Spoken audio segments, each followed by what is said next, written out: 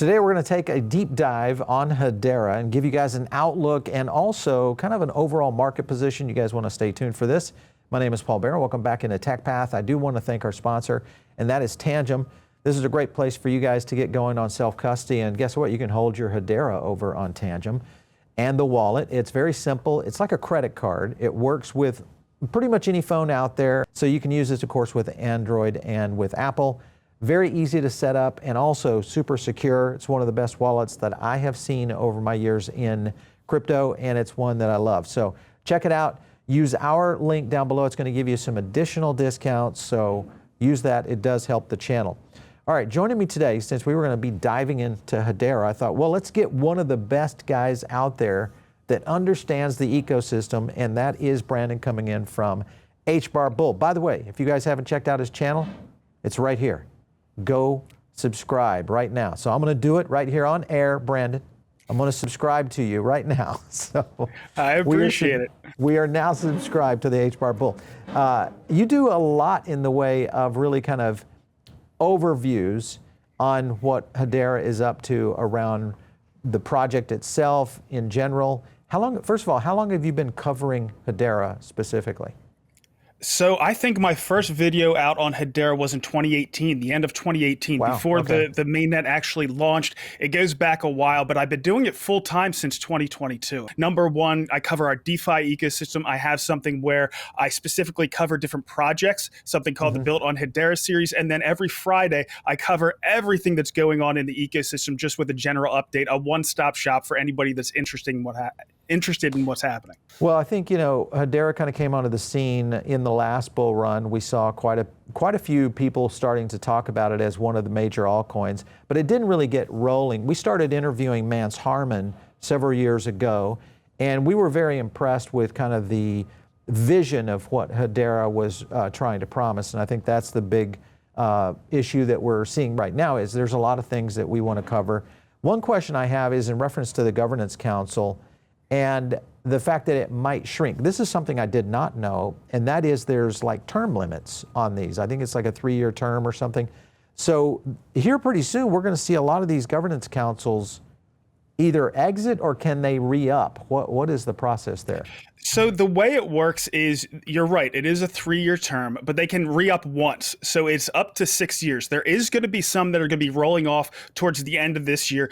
I talk regularly with one of the Hedera Governing Council representatives, Rob Allen. He's from Australian Payments Plus. They're the payments processor out of Australia. And so he has the inside track, and he actually thinks we're going to fill the council by the end of the year. And the end of this year is when we're actually going to start to see them roll off. So we should fill the council. Right now we're at 30, get up to 39 by the end of the year, I think 9 are supposed to roll off. And I think right around that same time, we're probably going to have a few additional ones add on.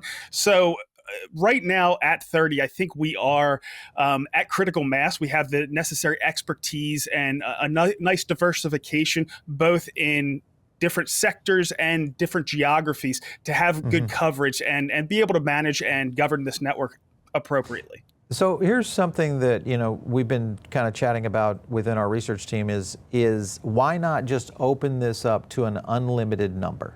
Has there ever been any discussion about that?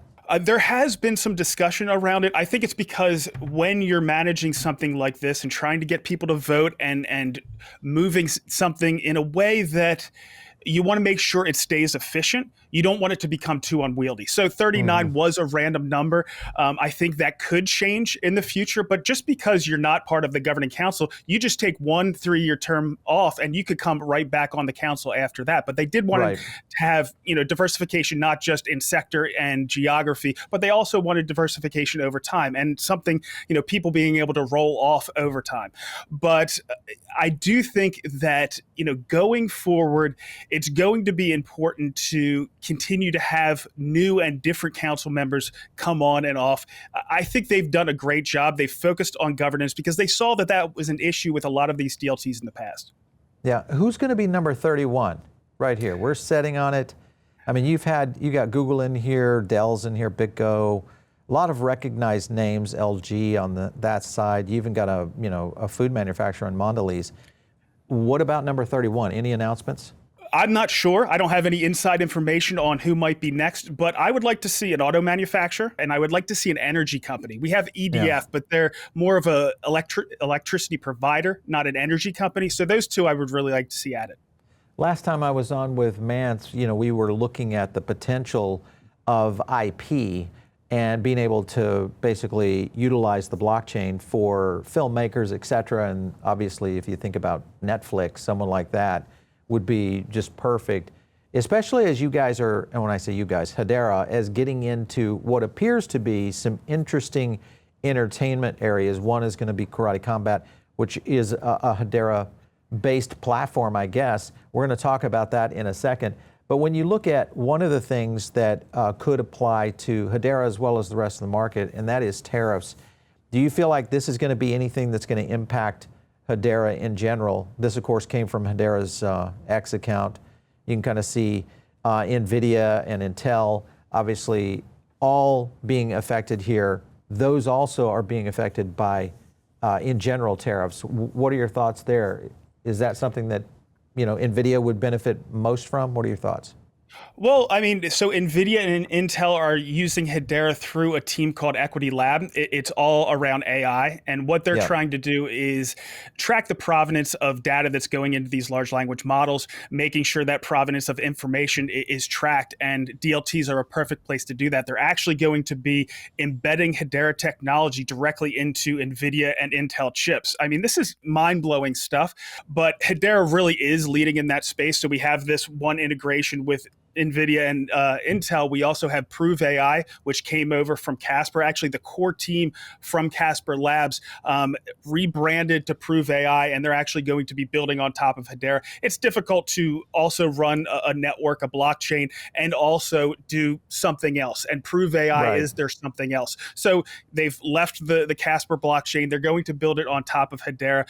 And I'm excited to see what they're going to come out with. And then standards just came out around AI as well on Hedera by a team called Hashgraph Online. But these standards are really important. They're going to allow agents to interact with other agents to interact with users, and so forth. And it's not just communication, but also transfer of value. It's really going to be interesting what comes out in the future, and I hope to see more standards like this going forward.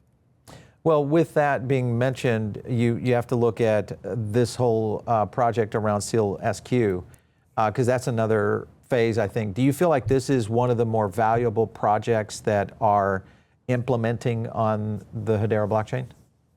Without a doubt. So DeepIn is a place where it's a true frontier use case. And Hedera is certainly excelling there, and SealSQ is a great example of it. They already have satellites that are set up for transactional Internet of Things. So not just IoT, but transactional Internet of Things, allowing these objects to transact with each other, transfer value back and forth with each other. They already have, I think, a constellation of 17 satellites that are already in orbit. They sent up an additional one in January. They have some more that are going to be going up here shortly. And what they're going to do with Hedera is the medium of exchange between these objects is going to be a token that's built on top of Hedera. And they already have, SealSQ already has a tremendous amount of objects already out there that are ready to take part in this transactional Internet of Things revolution. And the next phase is going to be getting more people, more manufacturers on board that want this kind of ability within their objects. The thing that jumped out to me about that is the last time I talked to Carlos, the CEO over at SealSQ, he said, we don't want to launch the token until we have 5 big use cases or 5 big manufacturers that are going to want our technology in their devices. I know they're focused on smart homes, smart cities, autonomous vehicles, drones, and so forth. But I was thinking, I'm like, wait a second, you just announced 21 million smart meters that are going to be going out, and you want to find bigger use cases, which is, of course, exciting. But I just thought that was interesting that they just had that announcement that the UK government was going to have all these smart meters come out, but he's waiting until they get even bigger partners before announcing or launching their token. Well, IoT, I think, to a certain extent, many people would look at it as one of those technologies that is very subliminal. A lot of people don't get excited about it, because it's a background tech. And I think maybe that's the direction he's going. He's probably looking for major partnerships that would affect people in their everyday lives that they would recognize. Because this is one of those things they probably wouldn't even know it's happening, so I could see that happening. Let's talk about the banking side of things. Bank Social, this is a credit union. But when you look at banking on what HBAR versus what we're seeing with something like, say, an XRP or potentially other blockchains that are starting to make, and most likely we'll see more, making real connections with mainstream banking. I'm not talking about credit unions, but Bank of America, Wells Fargo, getting into potential banks that are probably going to hold crypto in the very near future and are probably going to partner with blockchains like Hedera. Do you feel like there's any opportunity there for them? Oh, there's no question. We do have some banks that are already on the Hedera Governing Council, one of them being Shinhan Bank. I think it's the oldest bank in South Korea. And they did a pilot with cross-border payments, I think about 18 months ago or so.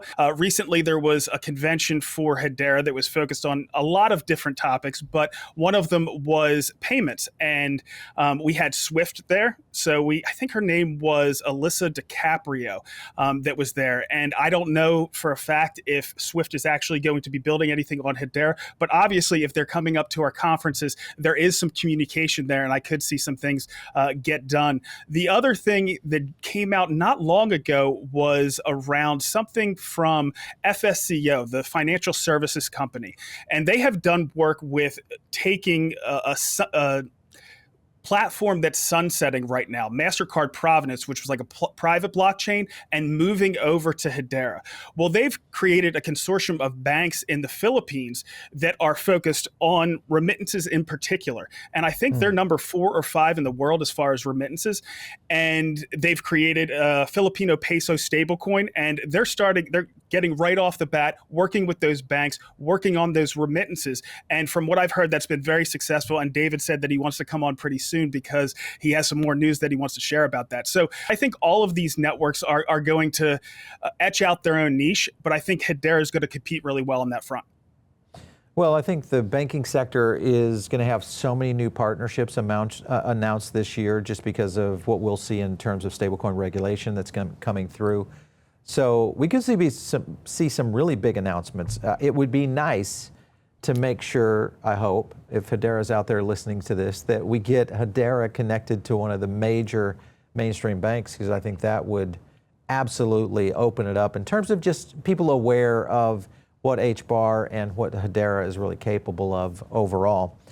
Speaking of that, I'm over on the foundation page right here. Karate Combat is doing their first layer 2. So I'm confused on this. Why would they need to launch a layer 2 on Hedera? Well, I'm not quite It's a great question. Understanding.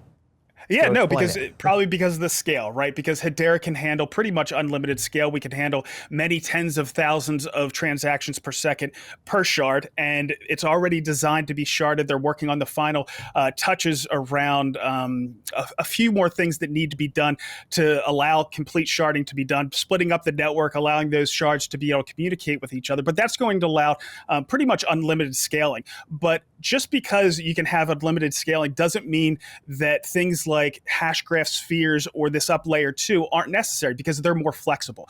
One of the things that up layer 2 wants to do is Karate Combat. Just to give a little bit of an overview of what Karate Combat does, it's consumer engagement, creating super fans. What you do is you pick the fighters on one of their fight cards that you think are going to win. Right. If they win, you get more tokens. If you lose, you don't lose anything. And they do that through sponsorships and things like that. Some of it was built into the initial tokenomics, but they wanted this up-only gaming concept, which really is lightning in a bottle, to spread to other leagues. They also want these other leagues, even though they can use the Karate Combat tech, to launch their token wherever they want. So it could be on Solana or Ethereum or wherever, base and so forth. It's the interoperability. That's what the layer 2 really is for, because if they're using the karate combat tech that they used for their application, which all these leagues are doing, it needs to be a Hedera token. So they're using ag layer and their layer 2 to transfer the tokens that might be launched on another network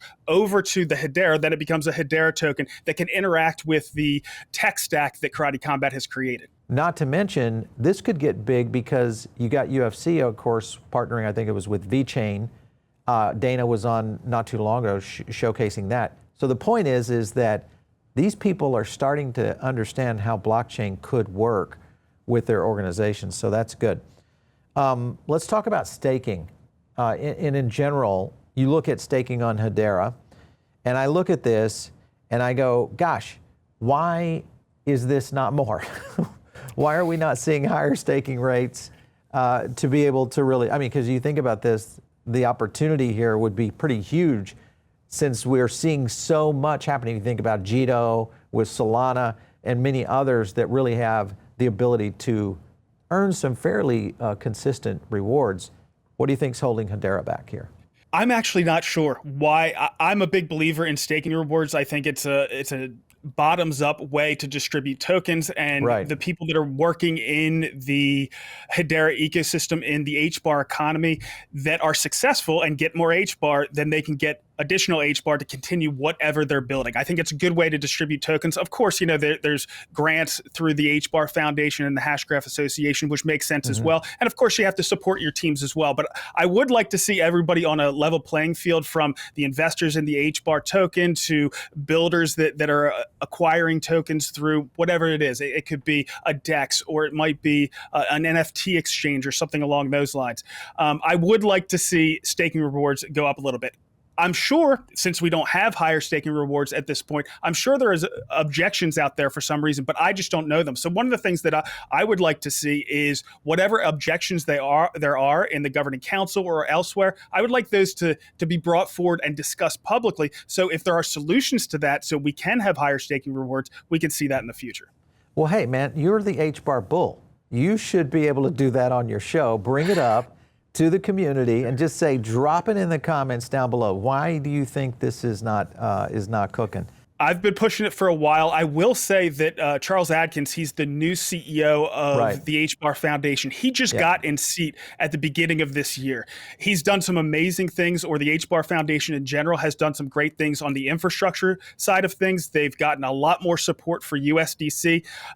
They've got to get their ducks in a row. So I don't know if this is something that they're going to try to push a little bit further on down the line. There's also other ways they can incentivize the HBAR economy through rewards of liquid staking or DeFi rewards and things like that. So I'm not really sure what his plans are at this point, but you should have him on and maybe you can get some more information.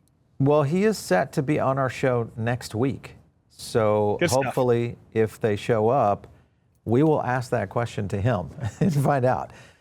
Hey, let's take a look at DeFi Llama. We got to take a look at TVL and also app revenue. There's the TVL, somewhat plateaued here right now, but app revenue, which is that those purple bars for you guys watching this and not on the audio podcast, that has been falling. So why do you think that is?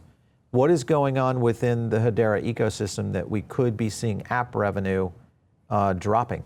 We had a big run up in November where a lot of the so-called Dino coins, the utility coins, had a good run up. HBAR was one of the ones that did really well during that time.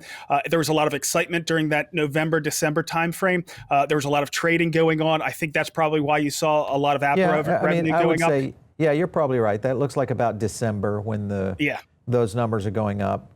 But in reality, I mean, we also have Bitcoin kind of moving now. Markets feels, I would say still, even though tariffs have probably caused a lot of contraction around the overall. Do you feel like, what about projects? Do you feel like are we continuing to see growth in terms of projects coming onto Hedera that would maybe help contribute to this? There's no question about that. I mean, talking about DeFi and talking about DEXs, I think it's a good example, and I've always wanted to watch. I test my theory around Hedera on a regular basis, which I'm sure you do around your investments as well. And when I first saw things like NFT marketplaces, I was like, this is a proof of concept for things like DeFi, which we saw come along after that. And then I was like, well, this is going to move into the traditional financial space as well. And is that going to happen on Hedera? And then we started to see commodities exchanges. So the digital commodities exchange and then Verto come online. So then my question was, is this going to continue? Are we going to continue to see these other net things like NFT exchanges and DEXs become proof of concepts for things in the traditional financial space? So, of course, the next step is going to be stock markets. And we're seeing that right now with the latest newcomer to the Hedera Governing Council is the Nairobi Securities Exchange. And they just announced this past Monday that they are launching their digital branch. So they are going to have all of their stocks. They're going to move those into tokenized form and allow trading there. So we're seeing exactly what I thought we were going to see in that progression from, real Web3 marketplaces into the traditional space, and then smaller stock exchanges like the Nairobi Stock Exchange will become proofs of concept for the Texas Stock Exchange, the New York Stock Exchange, FTSE, Nikkei, and so forth. So I think it's going down the line that I expected. Interesting. Well, okay. Well, we know that BlackRock is very tied into what's going to happen in that direction. Obviously, they've been going at, right now, Ethereum primarily with what they're doing with tokenized securities. And most likely, we're going to see more of that. Speaking of that, and maybe this will answer that question, because this is the bridge possibility between Hedera and ETH, we'll call it Avalanche Base. But first of all, why would someone want a bridge? You guys are using this ecosystem a lot, so what would be some of the key reasons?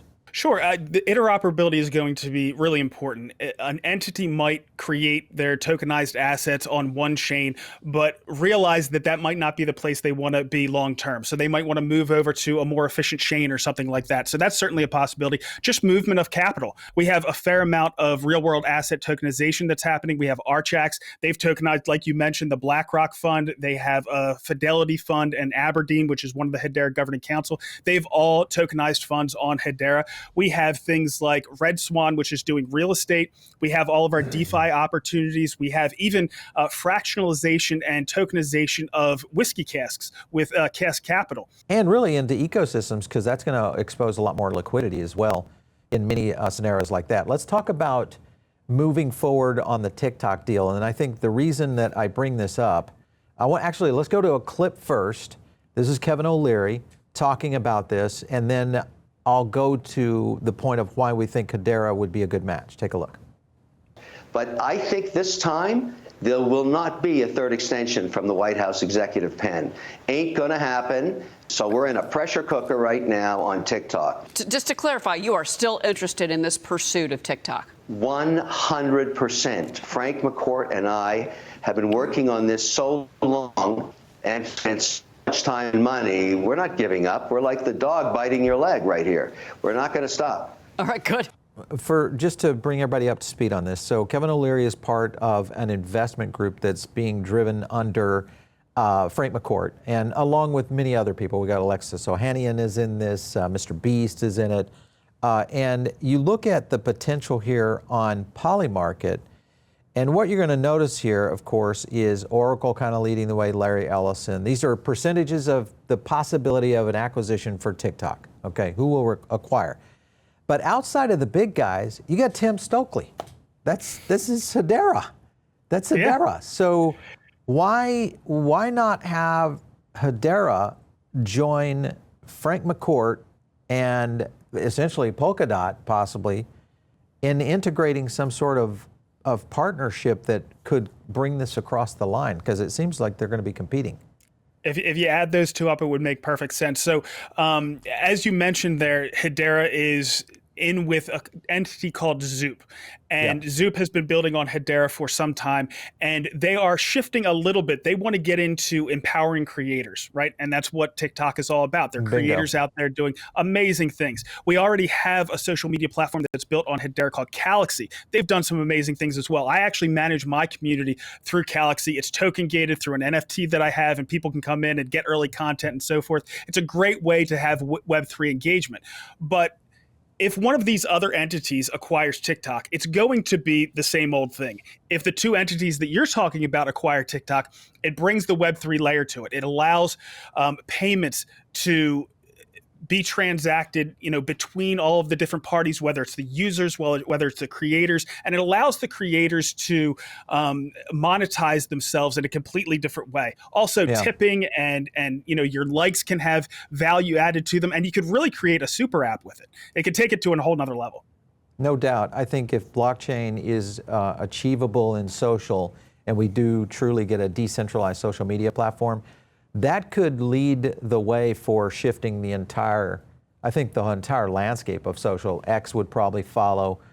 Facebook, Zuckerberg, he's kind of cagey. I'm not sure he would, but he might. You never know if we get, something that would really be tangible, especially if the creators go. If the creators go and you got Mr. Beast, Jimmy's over there, he sees the window, he understands this.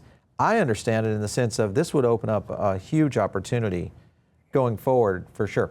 Let's talk about gaming a little bit. Ubisoft, Robbie Ferguson, this is IMX, Immutable for some of you guys brand new to crypto. They are a gaming platform that have been around since really the last bull run. And they've kind of been up and down. IMX has been, kind of a love affair and a not love affair from us. And they, of course, they announced this partnership with Ubisoft. And of course, this is all about might and magic, okay? So concept I'm getting at is that's gaming. Ubisoft on the council, essentially, of Hedera. What is going on here? Why wouldn't we have seen maybe a partnership over here on the gaming side with Hedera? It's a good question. The council members aren't necessarily exclusively on Hedera. Of course, they're looking at all of these different platforms and participating. I do know for a fact that Ubisoft is doing some interesting things with Hedera or entities that are building on Hedera. Right. But when is that stuff going to come to fruition? I don't know. But I do think no matter what one of these fronts or one of these verticals that we're talking about, I think Hedera does really compete well. And I'm excited to see some of the things that I've heard around Ubisoft actually coming to fruition on the Hedera network. And some of the partners they have in our space are exactly what I would want to see. Yeah. Well, I think the key here is that the Hedera ecosystem, when I talk to people around it, I feel like there isn't a lot of commitment to the gaming side. And maybe that will change now with the foundation, at least on the sense of just making the platform more approachable for developers, because that's obviously going to be the key component. Because with the council, you would think there would be some open doors there that might be able to really benefit, young developers building out a gaming ecosystem for sure. Let's talk about Phantom for a second. We did this the other day with another guest, and it kind of sparked my interest on what was interesting for adding to the Phantom ecosystem. And what you see there, let me kind of zoom in on this. XRP's Ripple chain was the #1 trending post right there. It had 974 upvotes there. And then I thought, well, what else is going on here? And we go all the way down to, you see IOTA, Flexa, all sorts of them. It kind of drops off, RPC endpoints. But Hedera was way, way, way, way down on the list. And it had hardly no votes. Why do you think we're not seeing, if we are talking interoperability, why do you think we haven't seen a major shift to possibly partner with someone like Phantom? I think that it's just the Hedera community not being aware of it. So you're not getting a lot of upvotes in there. Well, let's go. Exactly. Let's go. Let's get the HBARbarians out there. Let's get them voting for it. You don't get much more dedicated than the HBARbarians out there. We're asking them with the ETFs to go out and talk to their brokers and make sure they support. We ask them to play all the games, get involved with Karate Combat, games like Earthlings and Legends of the Past. We ask them to get involved, but this is something that I hadn't brought up in the past. So thanks for bringing it to our attention. All right, let's get it going, guys. Get off of those the barbarian warpaths and let's get in here and do this. Let's talk about meme coins. I'm looking at Dex Screener right now. I'm over in the Hedera blockchain. I'm trying to pick some winners here, Brandon. Okay. Sure. I feel like I'm on the on the roulette table in Vegas most of the time when I'm doing these. But you got Sauce in here. Pack just launched here recently. So, I mean, there's some winners in here. Who would you, and of the ecosystem, you get a chance to talk to the HBAR community a lot more than we do. What are they talking about here in terms of the meme tokens? Which ones specifically are the winners? About meme coins? I'd like to get into some of the other HTS tokens as well, but Meme coins right off the top of my head. I think Gib is a great one. Okay. Dino.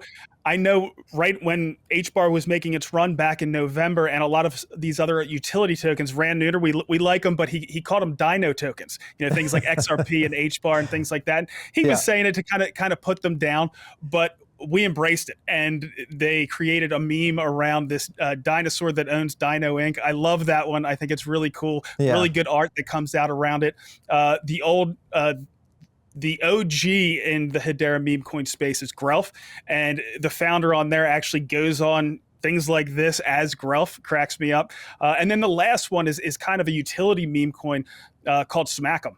And it's from one of our gaming teams named Earthlings. Probably toward the end of this year, maybe early next year, they're going to be launching their gaming metaverse, which is going to have all kinds of stuff. It's going to be a really large game.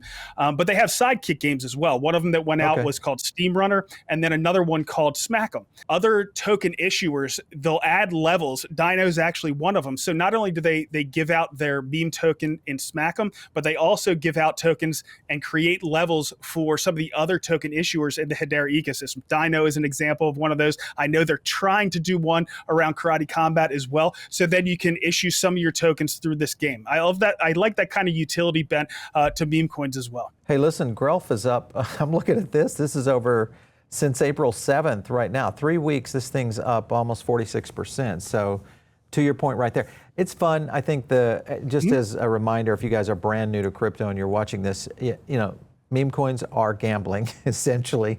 There's nothing to it. It's just you have fun doing it. A lot of people love it because of that, that nature in itself. All right, so do you think that, what about the PAC token? Because the Hashpack token, do you think that could be a winner?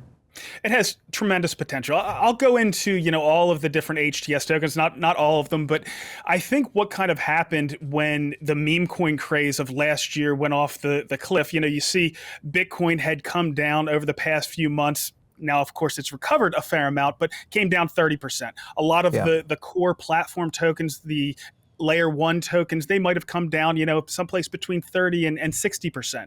But a lot of the other tokens out there, they dropped off of a cliff, 99% down or 95% down. And a lot of the Hedera HTS tokens, we saw the same kind of thing. But I think there was a lot of babies that got thrown out with the bathwater there. PAC is certainly one of those. Sauce is one of them. So PAC is the native token for the premier wallet in the Hedera ecosystem. And they have done a tremendous job. Sauce is the native token for the premier DEX in the Hedera space. So that's Saucer Swap. They do a fantastic job as well. But Karate is one that I've actually been buying a fair amount lately. Not financial advice, of course, but like I said, I think that's lightning in a bottle and got hit really hard. So I've been picking up some of those. There's a lot of HTS tokens that I think have a lot of potential. Interesting. Well, if you look at Hedera right now, retraced back down to where we're trading today at about 18 and down 46. It didn't take as big of a hit as most of the market. A lot of altcoins were in the 70, 80% retracement during this last little bear push. And again, I think this is a cycle right now. Are we entering a new cycle where altcoin season could actually be happening? I think everybody's looking at it and saying maybe it is finally there. But Brandon, it's been great having you on. I love people to come on the show that really understand the ecosystem. So we'll definitely have you back to talk about Hedera. Thanks again for coming in. I certainly appreciate it. You bet.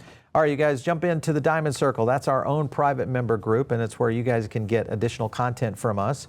Even some of the research that we don't actually put here on the show because we do so much of it. But you can also tag me in Telegram. We have a group that's private to you guys, the Diamond Circle. And of course, if you're a YouTube viewer, then of course you can join. We always leave a link down below on the videos. It's the only Telegram group out there. So Diamond Circle, PB and Diamond Circle, you'll see us. Join that. I'm in there every day chatting with you guys. And it's a great group, very cordial, always dropping some pretty amazing stuff. Check it out. Follow me on X @Paul Barron. We'll catch you next time right here on TechPath.